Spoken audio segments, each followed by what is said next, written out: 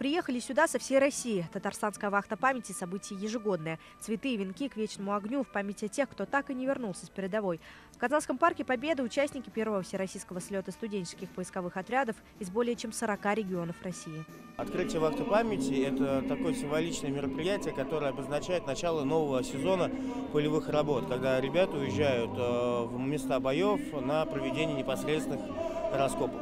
Ежегодно по республике на поиски отправляются 58 отрядов. За все экспедиции подняли более 20 тысяч останков солдат, опознали около 300. Самая ожидаемая находка – это всегда солдатский медальон или вот награда, которая больше всего везет. Первым студенческим поисковым отрядом в Татарстане был снежный десант. Он появился в 1968 году на базе географического факультета КГУ. Сейчас такие отряды есть почти во всех вузах страны. Поисковое движение – это прикосновение к истории. Никто не забыт, ничто не забыто.